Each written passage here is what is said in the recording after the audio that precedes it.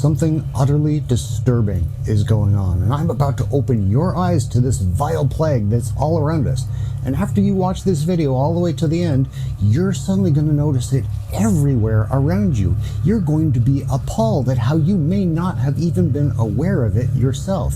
You'll also be shocked at how this is sliding by without being called out.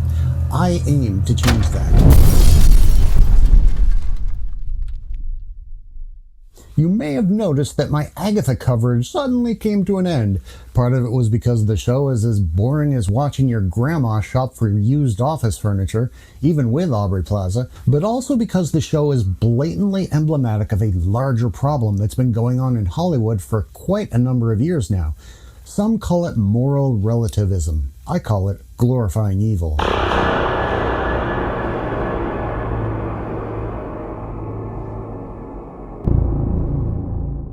In the midst of this dark era of entertainment, we've all been largely focused on the tired girl boss trope, something even female audiences repeatedly fail to respond to, not because of the gender of the characters, but because of the crass inauthenticity of how the stories were implemented. Collectively, we noticed right away that a frequent component of the girl boss trope necessitated the demonization of our heroes. Luke, Han. I didn't kill Han Solo. Wokeness killed Han Solo. Indy. We need to do this. Me too. But they were just high-profile canaries in the coal mine, because what's really going on is much deeper, much darker. Before there were movies, television, and books, there were storytellers.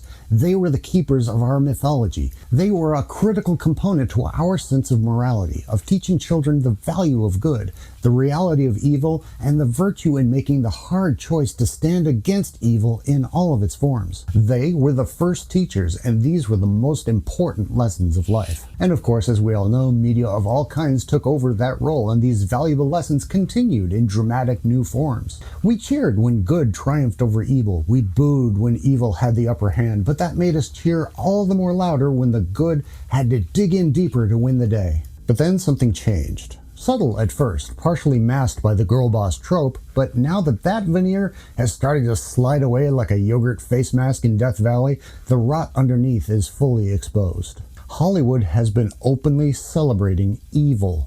Agatha is a perfect example, as even the basic premise of the show takes advantage of our very nature. Here's what I mean. See, our default reflex as viewers is to immediately want to empathize with the main character in any story presented to us, to connect with them in some relatable manner. It's absolutely essential in order for us to invest into the story as a whole. That reflex is deliberately being exploited by Hollywood. But to what end? Where before we noticed the glaring deconstruction of heroes like Luke or Indy, here we have a show starring the villain of another show that is actively tearing down anyone she comes across who possesses even the faintest hint of authority. At one point in the show, Agatha tells her boss, a cop, a literal agent of good, Eat my ass, Chief. another witch expresses utter contempt for her own customers. The Acolyte attempted to tear down the Jedi the same way. The writer portrayed the Sith witches as good/victims and the Jedi as evil. Ironically enough, the showrunner was the personal assistant of perhaps the most evil man in Hollywood, yet somehow seemed to avoid any public scrutiny in his downfall. That's suspicious. That's weird. Now, I need to make an important distinction here. There are evil characters who are the main characters in their stories, like the Grinch, Loki, Darth Vader, Ebenezer Scrooge, but these stories are fundamentally different because they involve the critical element of redemption. In fact, when you think about it, when it comes to the internal struggle that we all have of choosing between good and evil, Star Wars, at least classic Star Wars, is the gold standard for continually asking the question, will you choose the light side or the dark? Because at the heart of it all, evil is a choice. Anakin once chose the dark side and committed untold atrocities, but was ultimately redeemed with the aid of his son. The critical element is choice. We all have known people, maybe even you, who have been put through the ringer in life but still chose to be good. And on the flip side, I think we've all known those people who have had it easy in life but still chose evil. Yoda's mantra about the path to the dark side is flawlessly accurate. But regardless of what hardships you may go through in life, there is no justification to do evil. But what's been happening in Hollywood lately goes directly against that grain. Instead of redeeming evil characters, they're attempting to justify their actions. Malicifent wasn't evil, just misunderstood. Cruella DeVille, Dexter, Agatha, Suicide Squad, Thunderbolts, even the Wicked Witch of the West. The radioactive chemical waste bonfire known as the Rings of Power asks us to sympathize and humanize Sauron, while Galadriel girl bosses all over Middle-earth like a deranged pinball with self-esteem issues.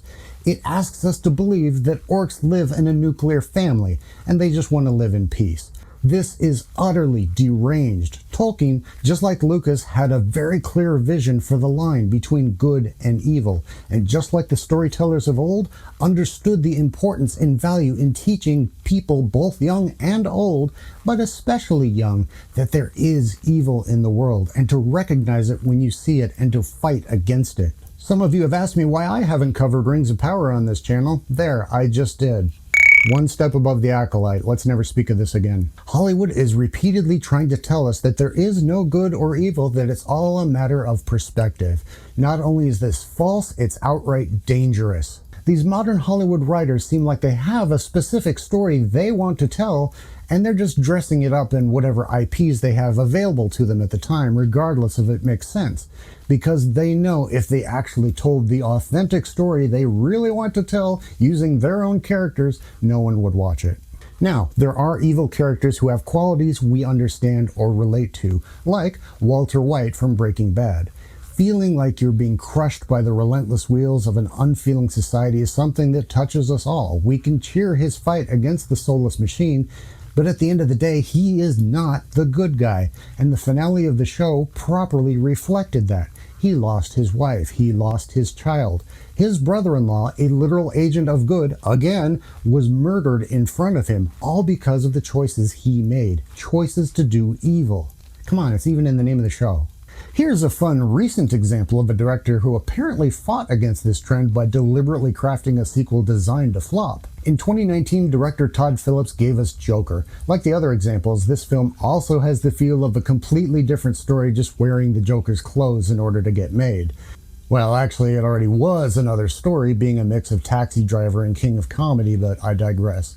Phillips had made yet another in a long line of films about the bad guy as the hero. Another victim crushed by society, but it was such a hit that Phillips was taken aback. The Joker's face paint suddenly became an icon all around the world, as much as the Guy Fawkes mask from V for Vendetta did. This was not Phillips' intent. I don't know if he was contractually obligated to do a sequel, but this time he went out of his way to tear down the hero he had built. Given how few true Joker sequences feature, it's clear where Phillips' interests lie. Folia Du wants Arthur to reckon with the consequences of his admittedly very criminal actions, and seems content for him to suffer without any of the first film's devilishly transgressive catharsis. The result is resoundingly downbeat to the point of feeling mean-spirited. Mean-spirited? Come on, he's the bad guy. He made bad choices. Much has been made about how he refused to communicate with the DC execs during the making of this film. My suspicion is because he knew exactly what he was going to do and no one was going to stop him. Like Walter White, Arthur Fleck chose evil, and he was punished.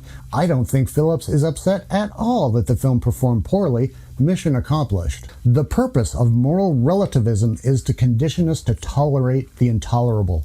It's a form of sheer narcissism and a way to justify avoiding accountability. Being an adult means being able to look at yourself in the mirror, see yourself for who you really are, and take accountability for your actions. But these people seem to think they can reframe what society once considered outright evil in order to perhaps justify their own past actions, looking in the direction of one showrunner in particular, finding some form of self-salvation by making everything morally gray. Hey Hollywood, if you're haunted by how you've behaved in the past, go to therapy.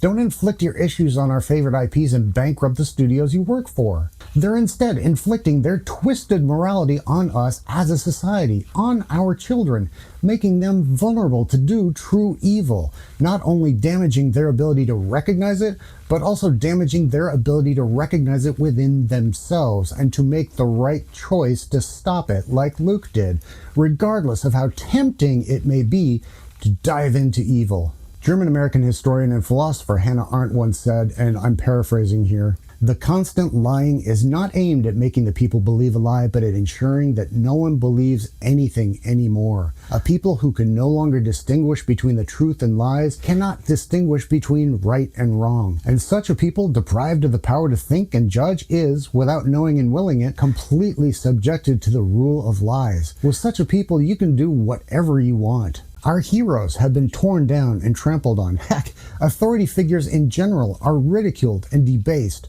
Who are our kids supposed to be looking up to? Joker? Agatha? The Penguin? Kraven? Hollywood is dead set in painting this bleak picture that the struggle to stay on the heroic path is pointless, irrelevant, and that good and evil are a matter of perspective.